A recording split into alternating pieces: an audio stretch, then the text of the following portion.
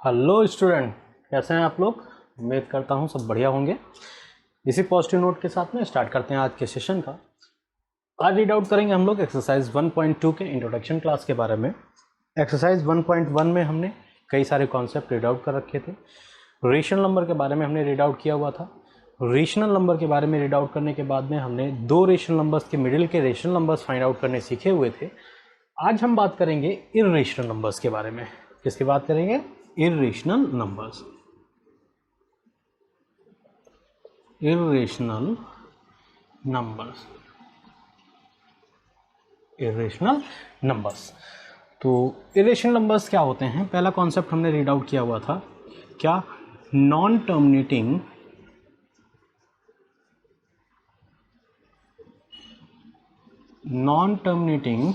Non repeating number. Non repeating non terminating non repeating number. First exercise के introduction class में हमने read out किया हुआ था। कई सारे नंबर्स हमने वहाँ पर पढ़े हुए थे। एक तो वो थे जो नंबर्स टर्मिनेट हो जा रहे हैं, इट मीन्स टर्मिनेटिंग नंबर। दूसरे नंबर्स वो थे जो non terminating but repeating numbers थे। और दूसरे क्या थे? Non terminating non repeating numbers. तो यहाँ पर हम non terminating non repeating numbers के बारे में बात करेंगे। Non terminating non repeating numbers को हम लोग बोलते हैं इर्रेशनल नंबर्स। क्या बोलते हैं? Irrational numbers. एग्जाम्पल के थ्रू समझ लेते हैं। लेट सपोज आपके पास लिखा हुआ है 0.2451231। इस तरीके से नंबर इंक्रीज होता चला जा रहा है। तो देखो, नंबर्स ना तो टर्मिनेट हो रहे हैं, टर्मिनेट का मतलब फिनिश हो जाना, और ना ही रिपीट हो रहे हैं। कोई भी नंबर एक सीक्वेंस में रिपीट नहीं हो रहा है। और जब सीक्वेंस में रिपीट नहीं हो रहा है तो इसे हम बोलेंगे non terminating non repeating number, और ये आपके इर्रेशनल नंबर्स होते हैं। इसके बाद एक कॉन्सेप्ट और हम लोग देखते हैं कि नंबर अगर परफेक्ट स्क्वायर में नहीं हो तो वो सारे नंबर्स क्या होंगे?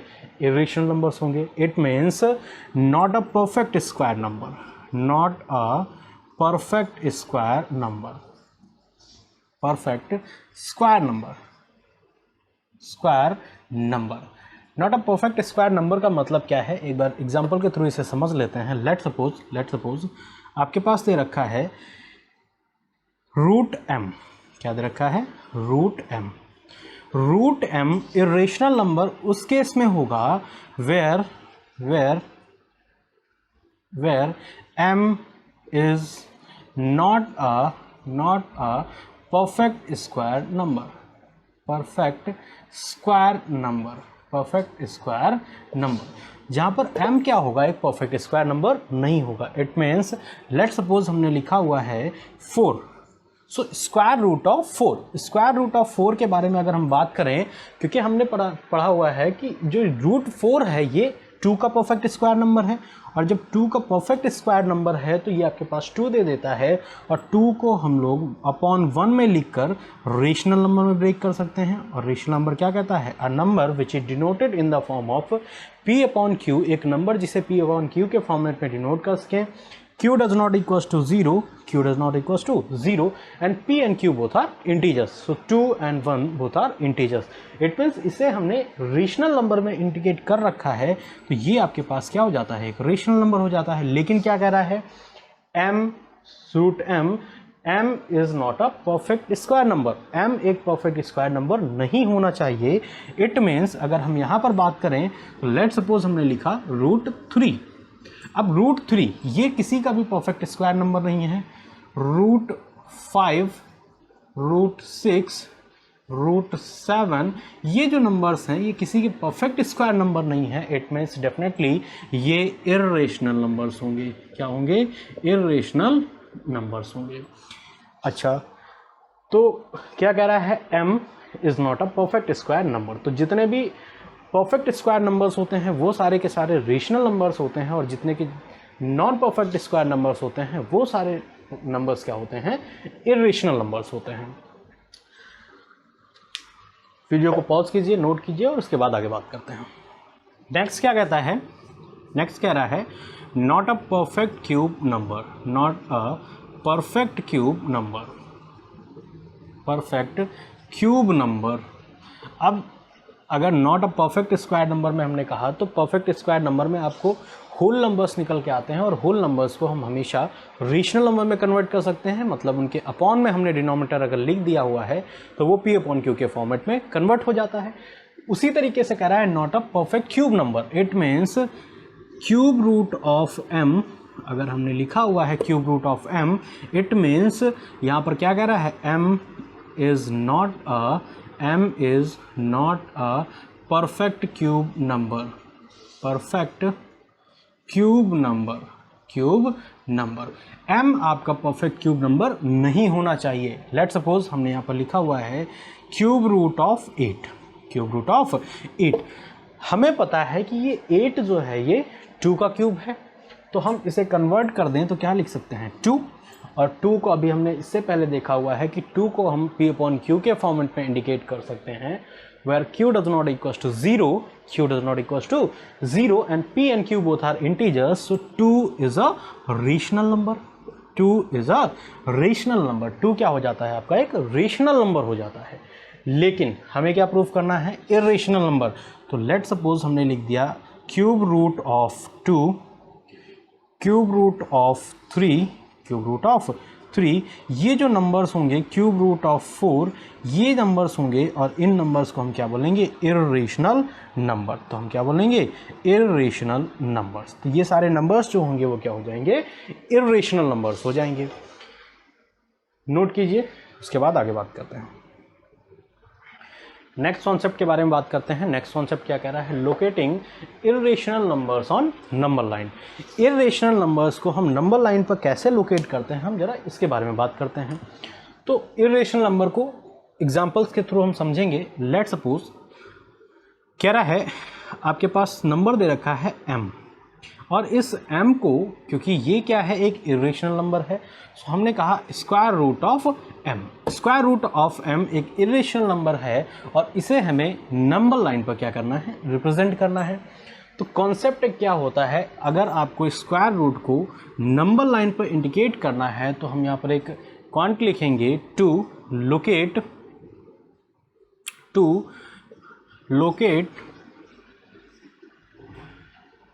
square root of m on number line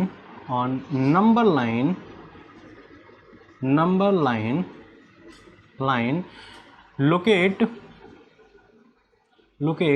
square root of m minus 1 first on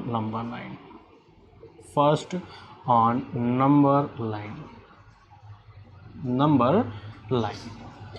क्या कह रहा है कि अगर आपको स्क्वायर रूट ऑफ m को नंबर लाइन पर लोकेट करना है तो सबसे पहले आपको square root of m minus 1 को नंबर लाइन पर रिप्रेजेंट करना होगा। एग्जाम्पल के थ्रू समझते हैं, बेटर तरीके से समझ आएगा। क्या कह रहा है, स्क्वायर रूट ऑफ 2, हमने कहा स्क्वायर रूट ऑफ 2 को हमें नंबर लाइन पर रिप्रेजेंट करना है।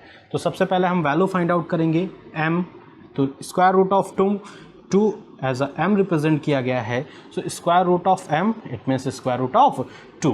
इसे कन्वर्ट करेंगे square root of m minus 1, m की वैल्यू आपके पास 2 दे रखी है, इट मीन्स 2 माइनस 1, तो क्या निकल के आएगा, स्क्वायर रूट ऑफ 1, और 1 का जब हम स्क्वायर करते हैं तो वैल्यू क्या निकल के आती है, 1 ही निकल के आती है। तो square root of m minus 1 की हमने वैल्यू फाइंड आउट कर रखी है और वो क्या निकल के आई है, 1 निकल के आई है।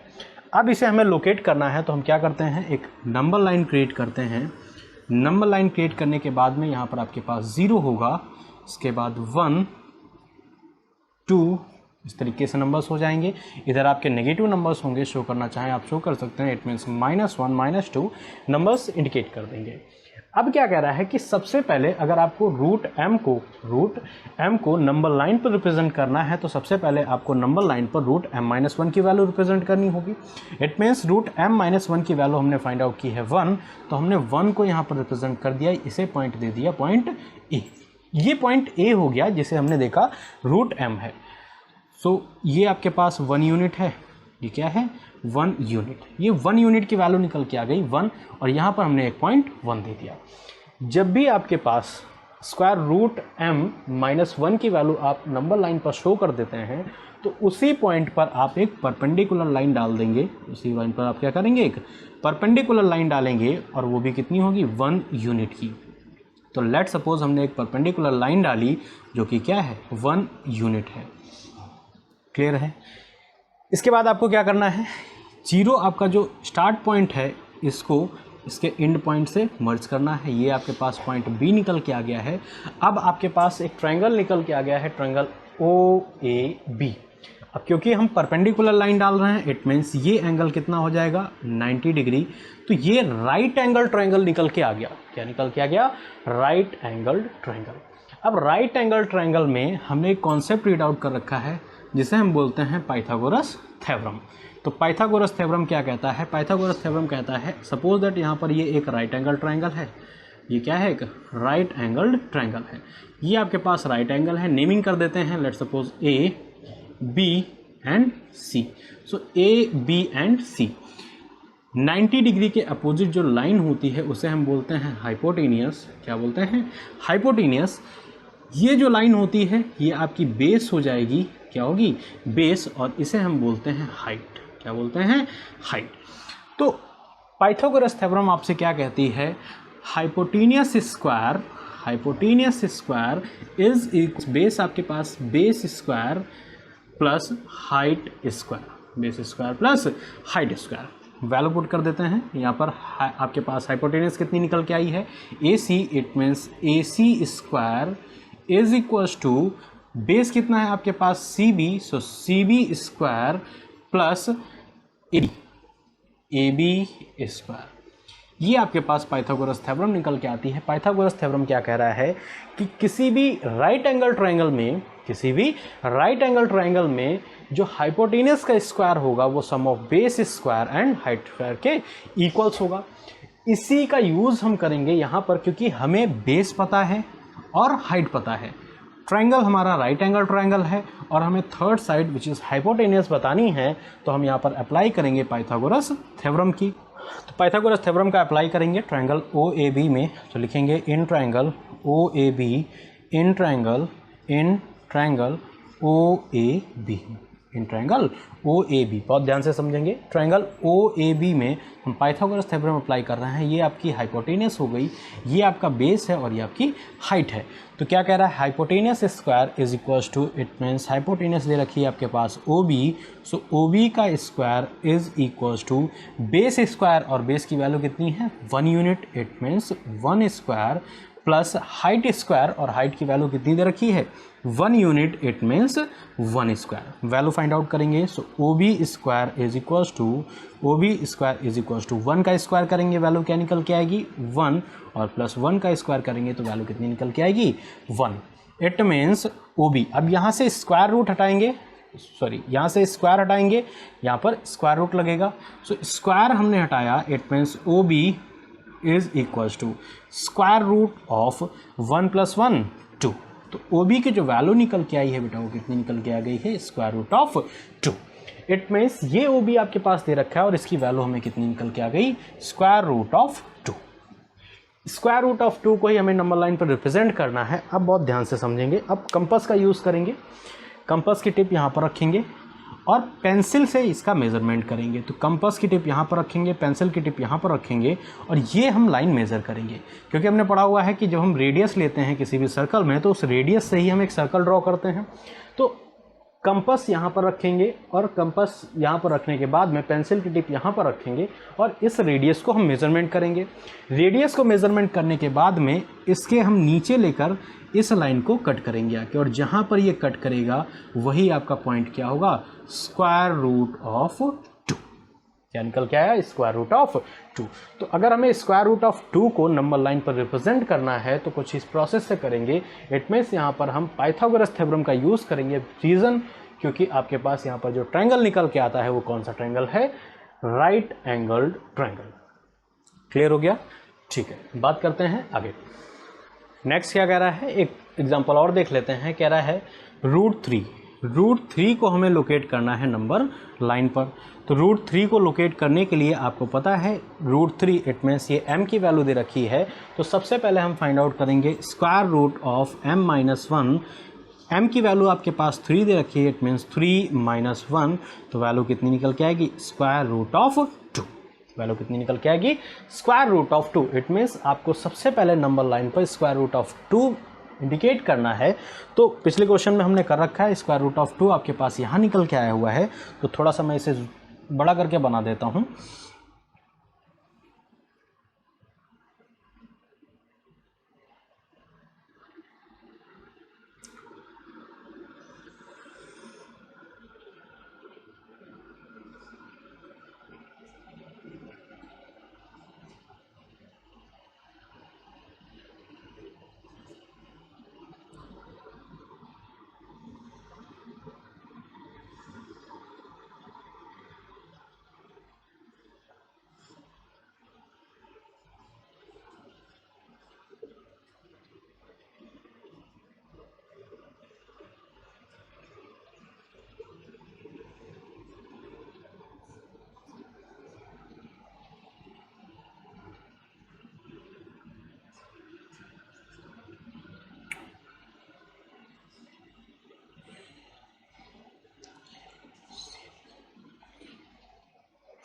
चलिए, तो इसे थोड़ा सा क्लियर करके बनाया हुआ है। यहाँ पर क्या कह रहा है, हमने स्क्वायर रूट ऑफ 2 को इंडिकेट कर लिया था नंबर लाइन पर। अब आपसे क्या कह रहा है कि जब आप स्क्वायर रूट ऑफ 3 को इंडिकेट करेंगे तो सबसे पहले आपको स्क्वायर रूट ऑफ 2 लिखना है, क्योंकि square root of 2 root m minus 1 से निकल के आया हुआ है। तो स्क्वायर रूट ऑफ 2, अब प्रोसेस वही है कि आपको जो नंबर इंडिकेट करना है वो आपने देख लिया, तो इसे हमने नेम दे दिया c। अब यहाँ पर हम 1 यूनिट की एक लाइन ड्रॉ करेंगे, और 1 यूनिट की हमने एक लाइन ड्रॉ की, इट मीन्स ये पॉइंट हमारे पास मिल गया D। तो ये आपके पास कितना है, 1 यूनिट। क्या है, 1 यूनिट। अब इसके टॉप को इसके बॉटम से मर्ज करेंगे, तो यहाँ से आपने एक लाइन डाली, ये आपके पास OD निकल के आया है, क्योंकि हमने परपेंडिकुलर लाइन ड्रॉ कर रखी थी। इट मीन्स ये एंगल कितना हो जाएगा, 90 डिग्री। अब हम परफॉर्म करेंगे एंगल ट्रायंगल OCD में, लिखेंगे in triangle ODC। In triangle ODC में क्योंकि पाइथागोरस थ्योरम हमें लगानी है, राइट एंगल दे रखा है, तो क्या कहेंगे, बेस स्क्वायर आपके पास कितना है, OC। It means OC square plus height square, height कितना दे रखा है, CD। It means CD square, so OC square plus CD square is equals to hypotenuse, और हाइपोटेनियस कितनी है हमारे पास, OD। It means OD square.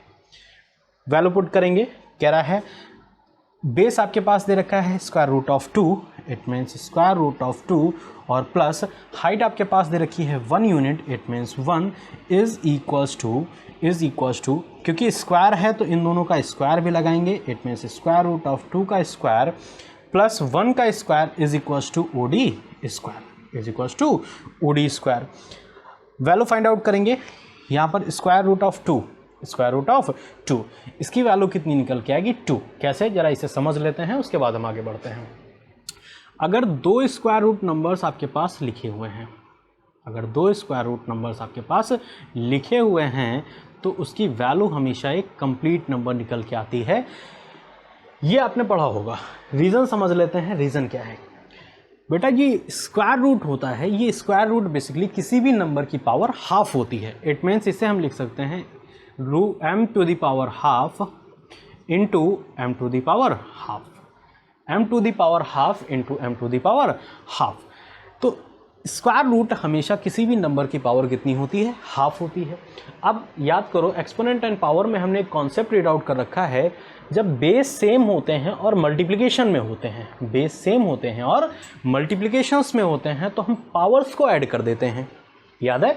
तो इस कॉन्सेप्ट को हम यहाँ परफॉर्म करेंगे। बेस दोनों के सेम है, m है, तो सेम बेस पर हम पावर्स को ऐड कर देंगे। इट मीन्स 1/2 प्लस 1/2 सॉल्व करेंगे। सो m टू दी पावर, यहाँ पर एलसीएम लेंगे, एलसीएम कितना मिलेगा 2, और ऊपर हो जाएगा 1 + 1 2, 2 से 2 जब कैंसिल आउट हुआ तो बचा 1।